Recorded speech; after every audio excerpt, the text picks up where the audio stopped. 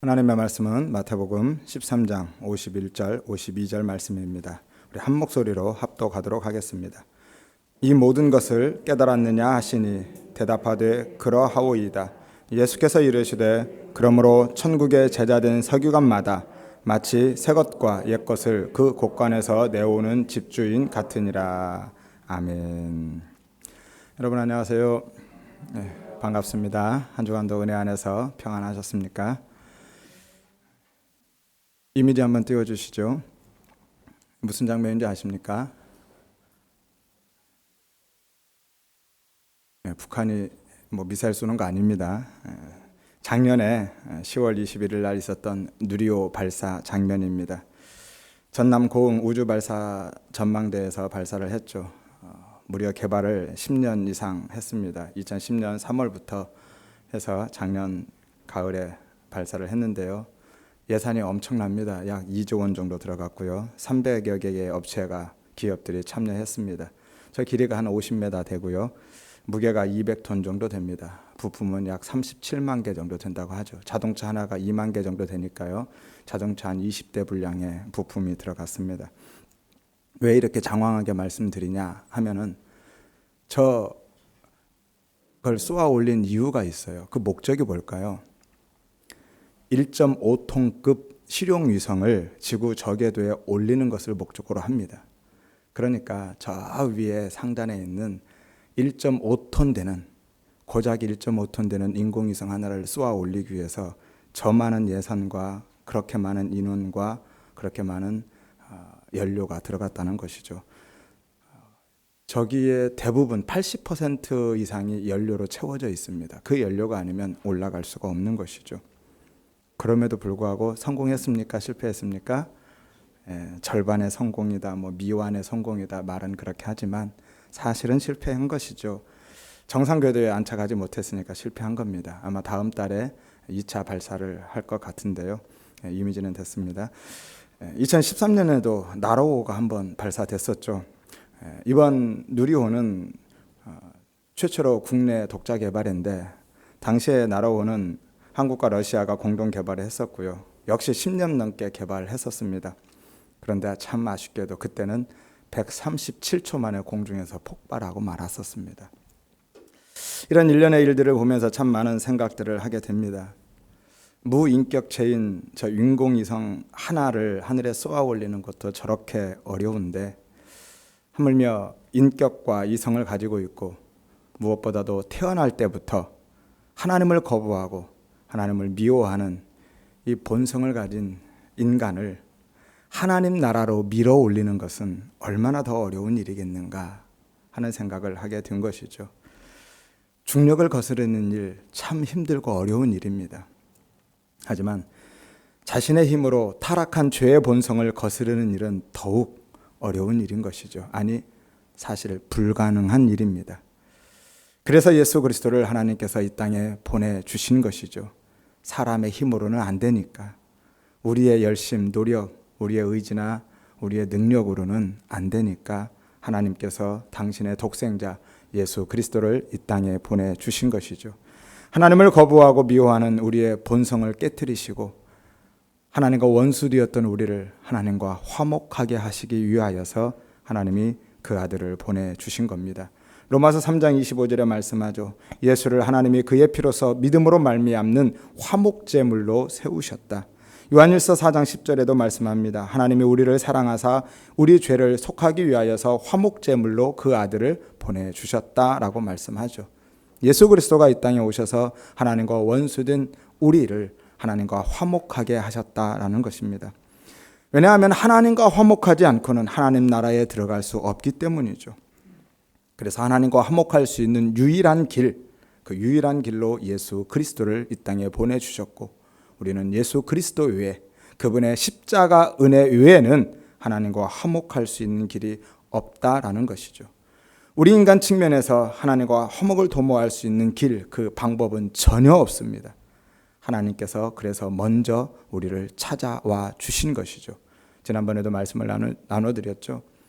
진주가 진주장사를 찾아 나서는 것이 아닙니다. 진주장사 되신 예수 그리스도께서 우리를 찾아오신 것이죠. 그런데 인간들은 자신의 노력, 열심, 공로와 업적을 통해서 하나님과 화목해 보겠다라고 하나님과의 화목을 꾀하고 있고 그럴 수 있다라고 생각하고 또 믿고 있다라는 것이 문제입니다. 이것이 바로 선악과를 따먹은 인간들의 자만 혹은 교만인 것이죠. 인간은 충분히 그럴 만한 능력도 있고 자격도 있다라고 스스로 생각하고 있는 것입니다. 왜냐하면 선악과를 따먹은 인간은 자신이 마치 하나님처럼 되었다라고 믿고 있기 때문입니다. 내가 하나님처럼 되었다. 나는 할 수 있다. 그렇게 생각하는 것이죠. 그러나 성경은 그런 일은 불가능하다라고 분명하게 말씀합니다. 스스로 하나님과 화목해지는 길은 없다라고 말씀하시는 거예요. 스스로 중력을 거슬러 올라갈 수 없듯이 우리는 스스로 하나님과 화목할 수 있는 길은 어디에도 없습니다. 허물과 죄로 죽은 인간이 스스로 하나님과 화목할 수가 없습니다. 성경에서는 분명히 말씀합니다. 우리는 죄와 허물로 죽었다라고. 우리는 이미 죽은 존재입니다. 죽은 존재가 어찌 스스로 깨어나서 하나님과 화목해 될 수 있겠습니까? 그것은 마치 아까 잠시 보았던 그런 누리호나 이런 위성들이 스스로의 힘으로 중력을 거슬러서 지구 궤도에 올라가는 것보다 어려운 일입니다. 아니, 불가능한 일입니다. 있을 수 없는 일이죠. 그럼에도 불구하고 인간들은 끊임없이 자신의 힘으로, 자신의 노력과 열심과 능력으로 하나님과 화목하고 천국에 들어가고자 하고 있다라는 것입니다. 이미 죄와 허물로 죽은 시체들에 불과한데 자신의 죽음을 인식하지 못하고 여전히 자신의 능력과 자격을 신뢰하고 있다라는 것이죠. 이것이 바로 세상의 종교인 것이고 인본주의고 휴머니즘이고 유대주의인 것이죠. 그들은 말로는 하나님과 천국을 이야기하고 있지만 실제로는 자신의 유익과 영광을 위해서 살아가는 존재들입니다. 그들이 하나님의 이름을 부르고 있고 하나님을 찾고 있지만 사실 그들은 자신의 이름, 자기의 가치, 자기의 영광을 챙기고 있고 그것을 지키기 위해서 하나님을 혹은 신을 찾고 있는 것에 불과한 것입니다. 하나님의 힘을 이용해서 그분의 능력을 이용해서 자신의 것을 채우고자 함인 것이죠. 그래서 사실 그들에게는 하나님이 필요 없습니다. 하나님이 필요한 것이 아니라 내가 원하는 것을 얻기 위해서, 내가 가지고 있는 것을 지키기 위해서 하나님의 힘이, 하나님의 능력이 필요한 것뿐인 것이죠. 따라서 하나님은 그런 자들을 칭찬하지 않습니다. 참 노력은 가상하다. 야, 지성이면 감천이라고 내가 너희들의 노력에 감동했다. 그렇게 말씀하지 않으신다라는 것이죠. 오히려 그러한 그들의 열심과 노력을 내가 진노의 불로 태워버리겠다. 내가 심판하겠다. 하나님은 그렇게 말씀합니다. 마태복음 23장에 화 있을진저 외식하는 서기관들과 바리새인들이 너희는 천국문을 사람들 앞에서 닫아버렸고 너희가 들어가지도 않고 들어가려 하는 사람들도 못 들어가게 한다. 이 뱀들아, 독사의 새끼들아, 너희가 어떻게 지옥의 심판을, 그 판견을 면하겠느냐. 무서운 말씀이죠. 하나님은 그렇게 인간들이 쌓아 올리는 바벨탑을 그냥 두고 보시지 않습니다. 번번이 무너뜨리시고 부숴버리시죠. 인간들이 행하는 윤리와 도덕, 선행, 정의, 이념, 종교 그 어떤 것으로도 우리는 하나님께 닿을 수 없고 하나님과 화목하거나 하나님 나라의 천국에 들어가는데 기여할 수 없다라고 경고하고 계신 것이에요. 오히려 그런 노력들은 천국문을 스스로 닫는 행위이고 막는 행위다라고 말씀하고 계신 겁니다. 그럼에도 불구하고 인간들은 그러한 하나님의 경고를 외면하고 묵살하고 있고 여전히 자신의 가능성과 열심을 의지합니다. 그에 대한 대표적인 예가 성경에서 제시된 것이 바로 바리새인들이고 그들이 곧 유대주의고 인본주의고 그들이 곧 우리 자신인 겁니다. 우리가 그러고 있는 거예요. 사람들은 그렇게 우매한 인본주의, 휴머니즘에 빠져서 열심히 날갯짓을 하고 하늘에 닿아보자고 하고 있다는 것이죠. 창세기 11장 9절에 말씀합니다. 자, 성읍과 탑을 건설하여서 그 꼭대기를 하늘에 닿게 하여 우리의 이름을 내고 온 지면에 흩어짐을 면하자. 바벨탑 이야기이죠. 사람들은 끊임없이 그렇게 바벨탑을 쌓아서 스스로 하늘에 닿아보자 하고 있다는 것입니다. 그러나 그러한 모든 노력과 수고는 한낱 닭의 부유에 불과합니다. 여러분, 부유와 비상은 다른 것이죠. 부유는 잠깐 공중에 머무르거나 잠깐 떠 있는 것을 부유라고 합니다. 비상은 하늘을 창공을 날아가는 것을 비상이라고 하죠. 닭은 조류이지만 날지 못합니다. 다만 잠깐 부유할 뿐이죠. 닭도 원래는 하늘을 날았다라고 하죠. 하지만 사람들이 닭을 잡아서 가두고 닭에게 먹이를 주기 시작하면서 닭은 나는 능력을 잃어버린 것입니다. 날 필요가 없어진 것이죠.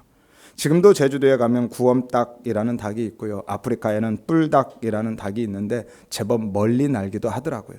동영상을 봤는데 생각 외로 멀리 날아갑니다. 하지만 그럼에도 불구하고 진짜 나는 게 아니라 잠시 공중을 부유한 것에 불과한 것이죠. 하늘을 나는 것은 아닙니다. 금방 땅에 떨어집니다. 닭이 잠깐 공중을 날 때가 있어요. 언제 그럴까요? 주인집 아들이 몽둥이 들고 쫓아올 때, 혹은 닭장에 불났을 때 잠깐 날아요. 하지만 그것은 비상이 아니죠. 가짜입니다. 말씀드린 대로 얼마 못 가고 금방 다시 제자리로 떨어지는 것이죠. 바리새인들의 그 외식적인 경건, 외식적인 선행, 그 종교적인 열심들이 그렇다라는 것이죠. 그것들로 하늘을 날아 하나님께 나아보겠다고 퍼덕거리고 있지만 그들은 잠시 공중을 부유한 것에 불과한 것입니다. 그런데도 불구하고 그들은 그것을 마치 자신이 하늘을 날 수 있을 것처럼, 날고 있는 것처럼 착각하면서 살아간다라는 것이죠. 그런데 문제는 그것 때문에 진짜 하늘을 나는 것에 대한 동경, 그 소망을 잃어버린다라는 것이 문제입니다. 자신이 잠깐 하늘을 날고 있기 때문에 언제든 마음먹으면 날 수 있다고 생각하는 그 생각이 진짜 하늘을 나는 것에 대한 동경을, 그 소망을 수송두리째 빼앗아가 버린 것이죠. 생각조차 않고 살아갑니다. 때때로 혹은 자주 날고 있고 제법 멀리 날기도 하니까, 필요하면 언제든지 날 수 있다고 생각하니까 진짜 나는 것에 대한 생각을 하지 않는 것이죠. 뿐만이 아니라 그들은 잠깐 공중에 떠올랐던 그 경험들을 자기 자랑으로, 자기 의로 차곡차곡 쌓아가고 있다라는 것이죠. 봐라, 나만 하면 됐지, 이만하면, 이 정도 하면 되지 않았냐, 나 참 괜찮은 사람이고 쓸만한 사람이지. 그렇게 자신의 평판, 자신의 인기에 매몰되어서 잠깐 공중에 떠올랐던 그러한 경험들을 자기 의로, 자기 자랑으로 쌓아가고 있는 것이죠. 그래서 은혜를 모르고, 은혜를 모른 채 종교적 열심을 내는 것이 잘못됐다고 하는 것입니다. 그래서 자기 의가 그렇게 무서운 것이에요. 은혜 안에 있지 않은 인간들의 그 착함, 그 선행, 그 종교적 행위는 결국 자기의 이름, 자기의 가치, 자기의 영광, 자기의 인기나 평판을 챙기는 것에 불과한 것이죠. 마치 슈바이처처럼, 마치 간디처럼 결국은 자기의 이름을 챙기고 자기의 영광을 챙긴 것입니다. 그들의 그 우매한 열심이 오히려 진짜 하늘로의 비상을 막고 있는 것이죠.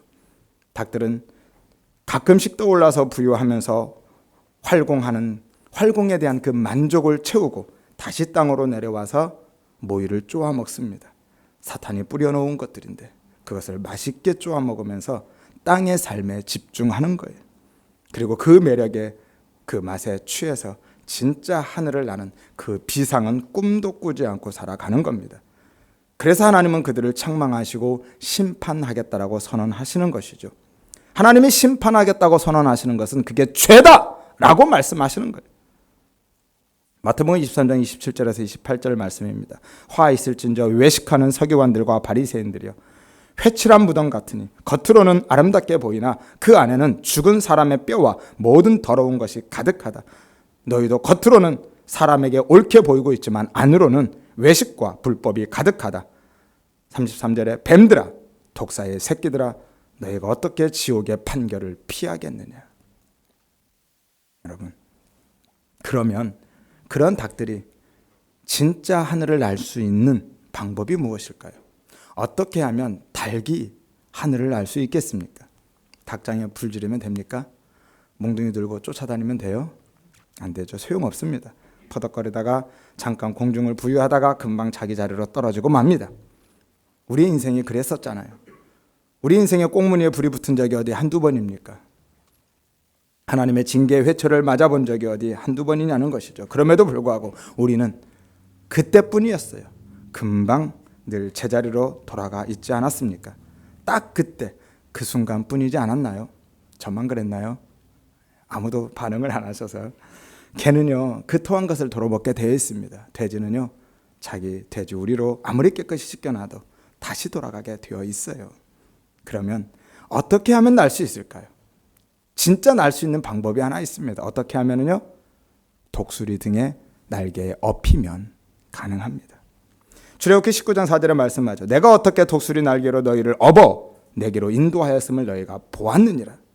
여러분, 이스라엘 백성들이 날 수 있는 능력이 있었으면 하나님이 독수리 날개로 그들을 업어서 인도할 필요가 없었겠죠. 그들은 날 수 있는 존재가 아니었습니다. 그래서 하나님이 독수리 날개로 업어서 인도하신 거예요. 그들은 날 수 없는 존재이기 때문에 하나님께서 친히 독수리 날개로 업어서 애굽에서 인도해 낸 것이고요. 광야를 지날 때 하나님께서 친히 그들을 안아서 광야를 지나가신 겁니다.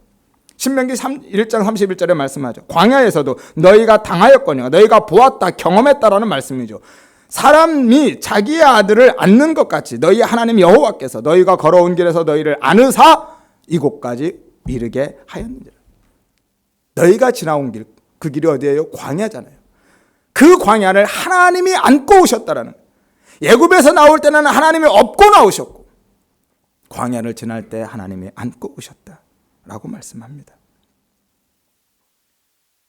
홍해와 요단강을 건널 때에도 광야를 지날 때에도 하나님이 그렇게 안고 가신 것이지 그들의 힘으로 그들의 능력으로 사실은 단 한 걸음도 그들은 내디딜 수 없는 존재들이에요. 한번 생각해 보십시오. 광야 40년 동안에 하나님께서 어떤 기적들을 베푸셨습니까? 매일매일 하늘에서 만나를 내려주셨죠. 고기 먹고 싶다 하니까 메추라기를 몰아주셨죠. 물이 떨어지니까 반석에서 물을 내셨죠. 한낮에 태양 때문에 견딜 수 없으니까 하나님께서 구름판을 하늘에 깔아서 그늘지게 하셨고, 밤에는 그들의 추위를 감당하지 못하니까 하나님이 그 구름판을 불판으로 바꾸셔서 그들을 보호하셨고요. 그런 것들 뿐입니까? 신명기 8장 4절 29장 6절을 보면은 그들의 40년 동안 옷이 그리고 신발이 헤어지지 않았다라고 말씀하죠. 그리고 발뒤꿈치가 갈라지거나 터지지 않았다라고 말씀하고 있습니다. 어떻게 가능합니까? 그 사막을 지나는데, 광야를 지나는데 40년 동안 옷도 닳지 않고 신발도 닳지 않고 발뒤꿈치가 멀쩡할 수 있느냐는 것이죠. 오늘날 우리 같은 기후에도 한여름에 샌들 신고 조금만 다니면 금방 발뒤꿈치 다 갈라 터지죠. 어떻게 가능합니까? 어떻게요? 말씀드렸잖아요. 신명기 1장 31절에 하나님께서 안아서 가셨다고요. 그래서 가능한 겁니다. 이것이 구원인 거예요. 이것이 신앙인 겁니다. 우리는 하나님이 업고 가지 않으시면 절대로 애굽에서 벗어날 수 없습니다. 하나님이 안고 가지 않으시면 죽었다 깨도 우리는 광야를 지나갈 수 없는 존재들인 것이죠. 그럼에도 불구하고 우리는 우리의 우매한 날갯짓으로 스스로 벗어나 보겠다고, 스스로 지나가 보겠다고 그렇게 퍼덕거리고 있다는 것이 문제인 겁니다. 그러한 날갯짓은 전혀 무용한 것입니다. 100% 하나님의 은혜의 선물로 우리에게 구원이 주어지는 것이고, 그 은혜로 우리가 믿음으로 살아가게 되는 것이죠. 따라서 성도들은 닭들의 그 우매한 날갯짓과 같은 자아 실현과 자아 성취의 시도가 얼마나 공허한 것인가를 깨달아야만 하고, 독수리의 날개 위라는 하나님의 그 품이라는 그 은혜를 구해야만 하는 겁니다. 아, 나는 스스로 날 수 없는 존재구나. 정말 내 힘으로는 안 되는구나. 나는 정말 소망이 없구나. 야, 내가 이러고도 예수 믿는 사람인가? 날마다 하나님 앞에서 내가 부인되어지고 내가 그렇게 비워지고 깨지고 부서지고 낮아져야만 하는 것이죠. 이것을 옛사람의 죽음이라고 하는 것이고 자기 부인이라고 합니다. 그렇게 옛사람이 죽고 자기가 부인되어져 가는 과정을 통해서 예수 그리스도의 필연성과 예수 그리스도의 필요성을 오롯이 그 마음에 새겨가는 것이고 각인해가는 겁니다. 예수님 없으면 안 되는 겁니다. 그분의 십자가의 은혜 없이는 나는 소망이 없구나라는 것을 그러한 경험들을 통해서 마음에 새겨가는 겁니다. 이것이 신앙생활이라고 하는 거예요. 진정한 신앙생활이 바로 이런 것입니다. 이것을 바로 성경 전체의 핵심 메시지로 오늘 말씀하고 있습니다. 신약과 구약의 전체의 메시지가 이겁니다. 구약에서는 너희가 스스로 날 수 없는 닭이야 라고 하면서 우리의 불가능을 한껏 폭로해 버립니다. 너는 죽었다 깨도 하늘을 날 수 없는 닭에 불과해 라고 말씀하고 있는 것이고, 신약에 와서 그래서 예수 그리스도의 십자가 은혜가 필요하다라고 하면서 그 은혜로 덮어버리는 거예요. 우리의 불가능함을, 우리의 무능력함을 구약에서 폭로한 다음에 신약에서 예수 그리스도의 그 십자가 은혜로 덮어버리는 것입니다. 이것이 바로 성경 전체의 핵심 메시지인 것이죠. 오늘 본문의 옛것과 새것의 비유가 그 전체 이야기를 담고 있는 비유입니다. 51절을 보십시오. 예수님께서 제자들에게 묻습니다. 이 모든 것을 깨달았느냐? 그렇게 물으면서 비유가 시작되는 것이죠. 그러니까 오늘 본문이 마태복음 13장 전체의 요약이기도 하면서 성경 전체의 핵심 메시지를 담아내고 있는 것입니다. 마태복음 13장에 예수님께서 7가지의 천국 비유를 말씀하셨죠. 그 말씀을 하신 이후에 이 모든 것을 깨달았느냐, 이해했느냐라고 물으셨습니다. 그리고 제자들이 대답합니다. 그러하오이다. 그러하오이다. 그래? 그렇다면, 너희들이 깨달았고 이해했다면 너희들은 이제 이런 사람이 된 거야. 그리고 이렇게 살아야 되는 거야. 라고 말씀하는 것이 오늘 본문이죠. 자, 우리도 지난 5주간에 걸쳐서 마태복음 13장 7개의 비유를 다 나누었습니다. 그러면 저도 여러분께 한번 여쭙겠습니다. 여러분은 그 비유를 다 깨달으셨습니까? 대답이 없으세요. 앞선 비유를 이해하시면 오늘 본문의 비유를 더욱 쉽게 이해할 수 있는 것이고, 앞선 비유가 이해가 안 되면 오늘 본문은 어려울 수밖에 없습니다. 앞선 비유가 다 이해가 안 되신 분들은 나중에 주중에 틈나는 대로 앞선 비유의 말씀들을 다시 유튜브를 통해서 한번 말씀을 들어보시기를 바랍니다. 13장의 7가지 천국 비유의 핵심 내용이 무엇이냐면, 한 문장으로 하면 구원의 주도권, 구원에 있어서의 주권은 하나님께 있다라는 거예요. 간단하게 한번 짚어드리겠습니다. 먼저 밭에 떨어진 씨의 비유가 있었죠. 무슨 내용이었습니까? 우리가 노력해서 좋은 밭이 되는 것이 아니라는 거예요. 밭은 스스로 자신을 갈아엎을 수 없습니다. 밭은 스스로 좋은 밭이 될 수 없어요. 그런데 사람들은 자꾸 좋은 밭이 되어야 한다라고 하죠. 핵심 내용이 그게 아닙니다. 생명의 씨인 예수 그리스도가 우리 안에 뚫고 들어오시는 거예요. 그렇게 들어오셔서 우리 안에서 열매를 맺으시는 것이고, 그리스도께서 우리 안에서 열매를 맺으시기 때문에 우리가 좋은 밭이 되는 것입니다. 우리의 노력이 아니라, 우리의 공로가 아니라 주님이 하시는 거예요. 은혜입니다. 곡식과 가라지 비유도 마찬가지죠. 스스로 곡식, 스스로 알곡이 될 수 없습니다. 곡식과 가라지의 판별은 오직 전적으로 하나님께 있는 것이고요. 나아가서 가라지 같은 우리도 하나님께서 오래 참아주시고 인내하심으로써 알곡으로 완성해 가시는 것이 그 비유입니다. 겨자씨와 누룩 비유를 보십시오. 겨자씨와 누룩 같은 우리가 나중에 커서 겨자나무가 되고 반죽 전체를 변화시키는 능력을 소유하는 사람들이 되는 것이 아닙니다. 겨자씨와 누룩은 하나님의 나라이고 바로 예수 그리스도이죠. 예수 그리스도가 이 땅에, 그 나라가 이 땅에 침노에 들어오는 거예요. 그래서 그렇게 변화를 일으키고 성장케 하는 겁니다. 하나님이 하시는 거예요. 보화와 진주 장사 비유도 마찬가지입니다. 우리의 노력과 열심으로 우리가 보화를 발견하는 것, 천국을 발견하고 예수 그리스도의 그 은혜를 발견하는 것이 아닙니다. 진주 장사이신 예수 그리스도께서 우리를 진주로 발견해 내시는 거예요. 그리고 그 예수 그리스도의 십자가 은혜를 통해서 우리가 하나님 나라에 들어가는 것이고요. 그러고 나면 진짜 보화 되시는 예수 그리스도를 우리가 보화로 발견케 되는 겁니다. 그물 비유도 마찬가지입니다. 하나님의 그물 안에 우리가 있는데, 그 그물 안에서 우리가 좋은 일을 해서, 착한 일, 선한 일, 의로운 일을 해서 우리 스스로 좋은 고기가 되는 것이 아닙니다. 우리 스스로는 예복을 준비할 수 없는 거예요. 그 예복은 오직 하나님이 준비하고 나눠주시는 겁니다. 그렇게 은혜로 주어지는 거예요.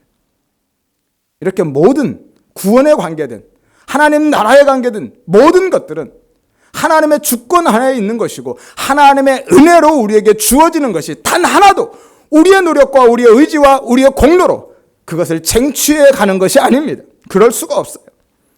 이렇게 마태복음 13장 전체의 천국에 관한 비유는, 하나님 나라의 구원에 관한 비유는 그 모든 것들이 다 하나님의 주권 하나에 있다, 하나님의 은혜로 주어진다라고 말씀하고 계신 겁니다. 그러면 예수님이 왜 그런 말씀을 하셨을까요? 12장에 바리새인들이, 유대주의자들이 예수님을 공격했거든요. 예수님의 그 은혜의 사역과 그 말씀을 공격합니다. 예수님이 안식일에 환자들을 치료하니까 안식일 범했다라고 공격하고요. 예수님께서 귀신을 추방하니까 귀신의 왕 바알세불을 힘입어서 그렇게 했다고 또 공격하고, 당신이 메시아이면 표적을 보여달라고 공격하고, 계속해서 바리새인들이, 유대주의자들이 예수님을 공격했습니다. 그래서 예수님께서 13장 비유 말씀을 통해서 그 유대주의자들의 그러한 생각들, 그러한 가치들을 박살내고 계신 거예요. 그러니까 천국에 관한 7가지 비유가 전부 유대주의에 대한 반격이고 공격인 겁니다. 여러분, 유대주의가 무엇입니까? 한마디로 하면 우리가 할 수 있다라는 생각이에요. 내가 할 수 있습니다. 나는 알 수 있습니다라는 거예요. 은혜 없이도 내 노력, 내 열심으로 하나님의 의를, 그 구원을 이룰 수 있다라고 생각하는 것이 유대주의인 거죠. 그리고 오늘 본문은 그 13장 전체의 결론을 내고 있는 말씀입니다. 예수님이 제자들에게 이 모든 것을 깨달았느냐? 예, 깨달았습니다. 그렇습니다. 확실히 깨달았습니다라고 대답하죠. 그리고 오늘 비유로 그 결론을 맺으십니다. 52절을 보십시오. 예수님께서 이르시되 그러므로 천국의 제자된 서기관마다 마치 새 것과 옛 것을 그 곳간에서 내오는 집주인과 같으니라. 천국은요, 하나님의 나라는 무엇인가를, 어떻게 어떤 사람들이 들어가는 것인가를 깨달은 사람은 천국의 제자된 서기관과 같고, 그들은 자기 곳간 그 창고에서 새 것과 옛 것을 자유롭게 꺼내오는 사람이 되었다라고 말씀하고 계신 거예요. 오늘 말씀은 당시 사람들이 젖어 있는 그 유대주의 사상이 얼마나 잘못되었는가를 말씀하고 계신 것이고, 오늘날 성도들이 성경을 어떻게 보아야 하고 또 복음을 어떻게 이해해야 하는지에 대한 말씀을 하고 계신 겁니다. 그에 대한 중요한 키가 바로 천국의 제자된 서기관입니다. 천국의 제자된 서기관. 당시의 서기관은 어떤 사람들입니까? 구약, 즉 율법을 전문적으로 연구하고 가르치는 율법 학자들이 서기관들이죠. 그런데 오늘 예수님이 천국의 제자된 서기관이라고 하시면서 서기관이라는 직분을 들어서 말씀하고 있습니다. 이것은 성경을 연구하고 가르치는 서기관의 직분을 비유로 들어서 당시의 제자들, 그리고 오늘날의 성도들이 성경을 도대체 어떻게 이해해야 되는지, 그리고 어떻게 전해야 되는지를 말씀하고 계신 거예요. 우리는 그 당시의 서기관들이 아니라 천국의 제자된 서기관들이거든요. 그래서 당시의 서기관들은 구약의 율법만 연구했지만 이제는 예수 그리스도의 말씀을 통해서 새로운 말씀들, 새 것들을 배웠기 때문에 이제 우리는 그 두 가지를 비교를 하면서 성경을 제대로 이해하고 또 제대로 가르칠 수 있는 사람들이 되었다. 천국의 제자된 서기관이 되었다라고 말씀하고 계신 겁니다. 당시의 이스라엘 전체가 성경을, 구약을 오해하고 있었습니다. 율법을 지켜야 마치 구원을 받는 것처럼, 그런 그들에게 마태복음 13장 말씀을 통해서 구원은 율법을 지켜서 내가 쟁취해내는 것이 아니라 하나님의 나라는 그렇게 내가 내 열심과 노력과 공로로, 내가 내 의로 하나님의 나라를 밀고 들어가는 것이 아니다라고 말씀하고 계신 것이죠. 오늘 제자들에게 너희가 이 모든 것을 다 깨달았다라면, 아니 깨달았기 때문에, 이 그러므로라는 52절 이 그러므로는 이유를 나타내는 전치사이거든요. 뭐뭐 때문에입니다. 너희가 이 비유를 깨달았기 때문에 너희가 이제는 천국의 제자된 서기관이 된 것이고, 이제는 너희가 집주인처럼 자기의 창고에서 마음껏 새 것과 옛 것을 꺼내올 수 있다. 그리고 그것들을 비교하면서 사람들에게 보여주고 나누어 줄 수 있다라고 말씀하고 계신 겁니다. 천국의 제자된 서기관, 즉 성경을 올바로 이해하고 전하는 성도는 새 것과 옛 것을 곳간에서 꺼내오는 집주인과 같이 되었습니다. 새 것과 옛 것을 비교해서 보여줌으로써 새 것의 필요성, 그리고 필연성을 절실하게 깨닫게 한다라는 것이죠. 그러면 옛 것은 무엇이고 또 새 것은 무엇입니까? 옛 것은 구약이죠. 율법입니다. 유대주의죠. 그들은 자신의 힘으로, 세상의 힘으로, 그 가치로 그것들을 붙들고 살아갈 수 있다. 우리는 언제든지 날 수 있다라고 생각했던 사람들입니다. 그리고 그것으로 무엇이든지 할 수 있다라고 생각했습니다. 마치 공중을 잠깐 부유한 닭처럼 언제든지 하늘을 날 수 있다라고 그들은 그렇게 굳게 믿고 있었던 것이죠. 따라서 인간의 무력함을 인정하지 않고 있는 것입니다. 그것이 바로 율법이고 유대주의입니다. 선악과를 입에 물고 나온 모든 인간의 본성이고 본질이죠. 인간은 선악과를 먹음을 통해서 완전히 타락했고 전적으로 무능력했습니다. 구원에 관한 한 인간은 어떤 기여도 할 수 없는 존재가 되었음에도 불구하고 그들은 할 수 있다라고 생각했던 것이죠. 그것이 옛 것입니다. 그럼 새 것은 무엇입니까? 새 것은 신약이 아니라, 신약은 당시에 예수님께서 십자가를 지기 전이기 때문에 이때는 없었습니다. 이 새 것은 구약의 그들의 그 율법과 대비해서 오늘 예수님께서 13장 전체를 통해서 말씀해 주신 새로운 내용들, 그들에게 새롭게 가르쳐 주신 천국에 대한 비유들, 그것들이 바로 새 것입니다. 예수님께서 새롭게 주신 것이죠. 하나님의 절대 주권, 유대주의의 그 생각들과 정반대되는 것, 구원에 있어서의 전적인 은혜, 그것들이 새 것입니다. 물론 지금 우리는 신약을 이미 다 가지고 있기 때문에 그냥 신약이라고 혹은 복음이라고 봐도 전혀 무방하죠. 따라서 제사나 율법을 지키는 것 같은 인간의 노력으로 선민됨을 유지했던 그 구약 옛것은 예수 그리스도의 은혜의 필연성, 곧 복음 혹은 새 것을 깨닫게 하기 위해서 주어진 몽학선생 혹은 징검다리에 불과하다라는 거예요.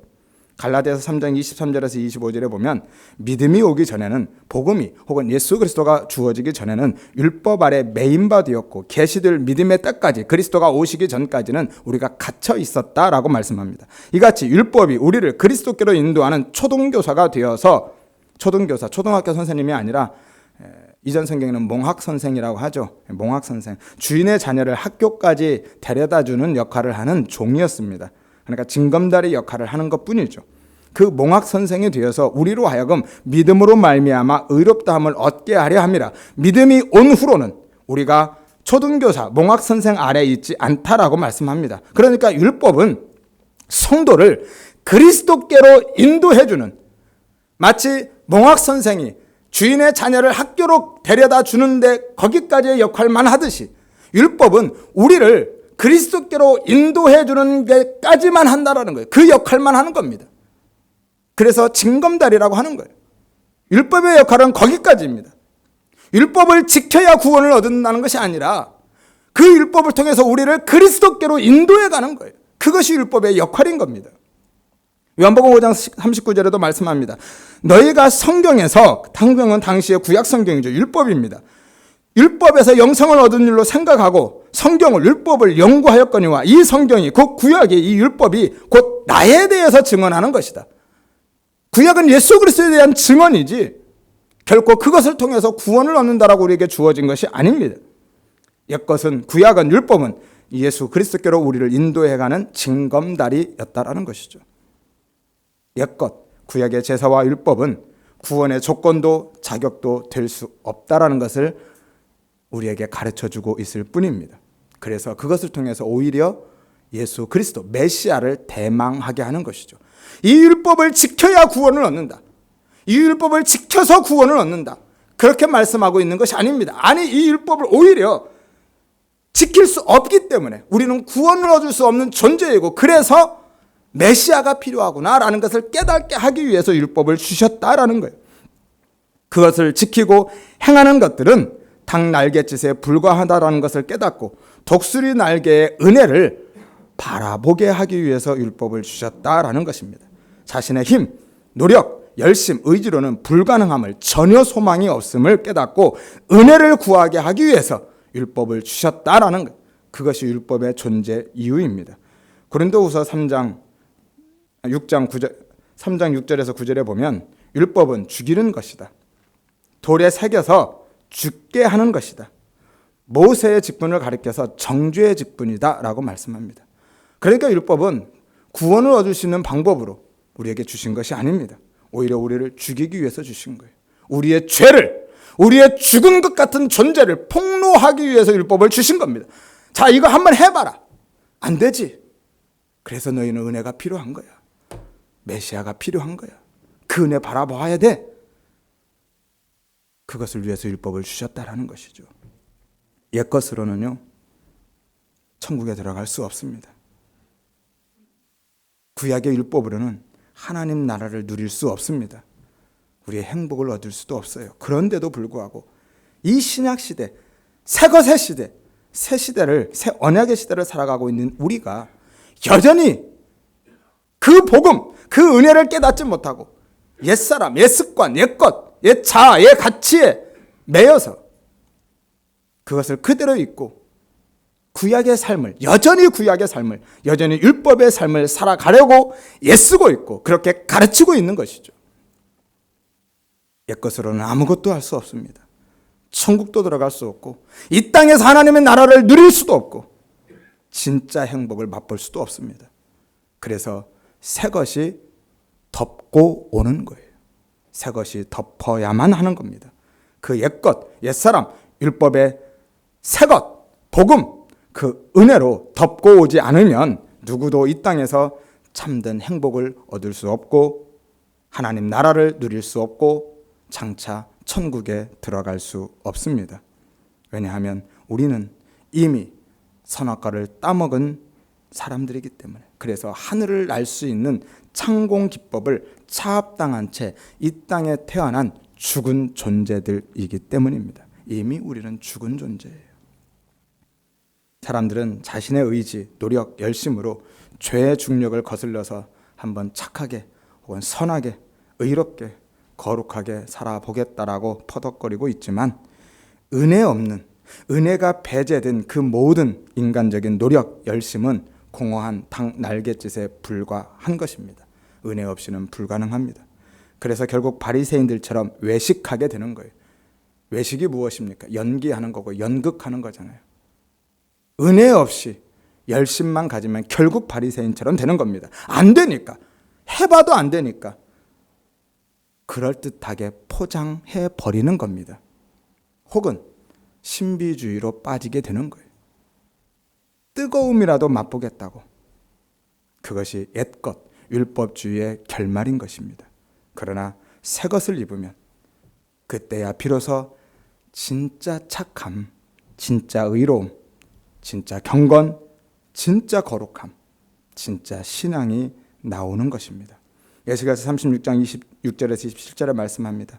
또 새 영을 너희 속에 두고 새 마음을 너희에게 주되 너희 육신에서 굳은 마음을 제거하고 부드러운 마음을 줄 것이고 또 내 영을 너희 속에 두어 너희로 내 율례를 행하게 하리니 너희가 내 규례를 지켜 행할 것이다. 행하게 하리니. 왜 이 말씀을 주셨습니까? 하나님께서 모세를 통해서 이스라엘 백성들에게 율법을 주셨거든요. 그래서 이스라엘 백성들이 모두가 하나같이 소리 높여서 장담했습니다. 우리가 지켜 행하겠습니다. 그런데 그들이 지켜 행했나요? 구약 모든 역사를 통틀어서 그들은 단 하나도 지켜 행하지 못했습니다. 그래서 하나님께서 결론적으로 말씀하는 거예요. 봐, 했니? 못했지? 안 되지? 이제 앞으로는 내가 너희가 할 수 있게 해줄게. 내가 성령을 보내서 새 영을 보내서 너희가 할 수 있게 해줄게. 너희가 하려고 해서 되는 게 아니야. 은혜 없으면 안 되는 거야. 그거 말씀하고 계신 거예요. 우리의 힘과 의지, 노력, 열심으로는 안 되지만 성령님의 다스림, 그분의 통치 안에 있으면 내 모든 것을 그분 앞에 내려놓고 항복을 선언하면 그분의 통치 안으로 들어가면 내 나라를 위해서 하나님의 통치를 내 나라에 끌어들이는 것이 아니라 나의 유익과 나의 필요와 내가 원하는 것을 위해서 하나님의 힘과 하나님의 능력을 끌어들이는 것이 아니라 내 모든 것을 내려놓고 항복 선언하고 그분의 통치 안으로 내가 들어가면 그 은혜를 덧입으면 그때 비로소 독수리 날개에 얹혀진 닭처럼 비로소 진짜 하늘을 날아간다라는 거예요. 자신의 닭됨을 인정하고 하나님 앞에서 항복을 선언하고 약한 자로 서면 그때 비로소 하나님이 내 안에 진짜 강함이 되어 주시는 겁니다. 앞서 우리가 찬양 드렸죠. 약할 때 강함 대신에. 그게 그겁니다.